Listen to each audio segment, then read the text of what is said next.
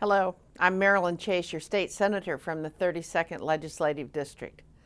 Today I'd like to talk to you about what you're eating, or more precisely, about what you don't know what you're eating.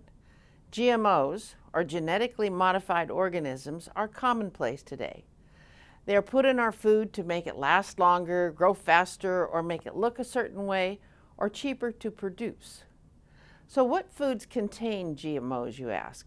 Well, in most cases, your guess is as good as mine.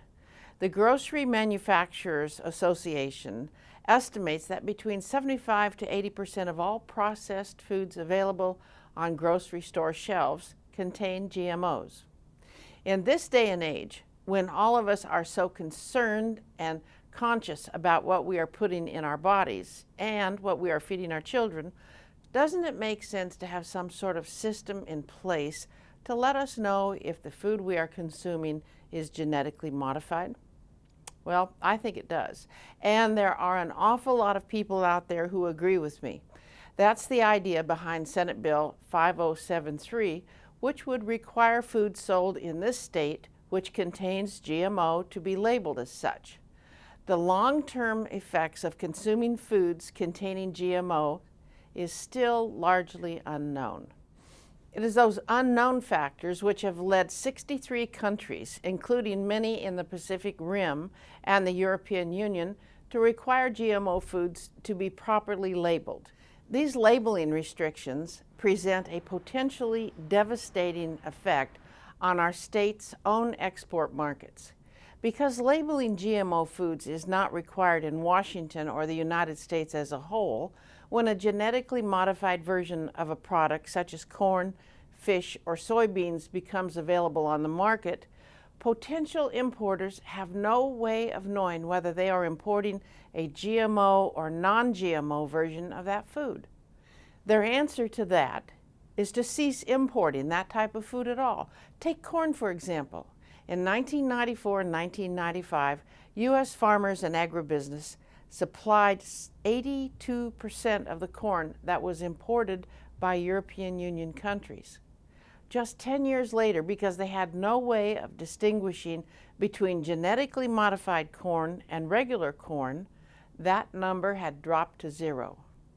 Our fruit farmers remember the 1986 Alar scare, in which consumers stopped purchasing apples because they simply did not know what chemicals were on them.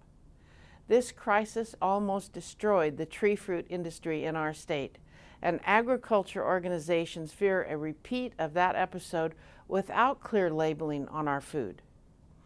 GMO wheat is not yet available on the market, but it soon will be.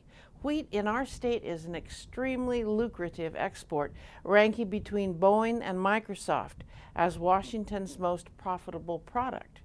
If GMO wheat should hit the market without a labeling system in place, the effect on farmers and our economy could be devastating. I proposed a bill last year, similar to the bill I'm sponsoring this year, and that bill received a hearing but didn't get past a very conservative Senate Agriculture Committee. I fear this bill may meet the same fate this year, which is why there is also an initiative making its way through the legislature that would accomplish these same goals. I know the support exists among people to safeguard their food. And I know that people want to ensure our state's economic well-being. In fact, a recent poll stated that 72% of the people favor some sort of labeling when it comes to GMOs. I will work hard to make sure their calls are answered. That's all for this week. And as always, please contact my office with your questions, comments, or concerns. My information is at the bottom of your screen. Thanks for watching.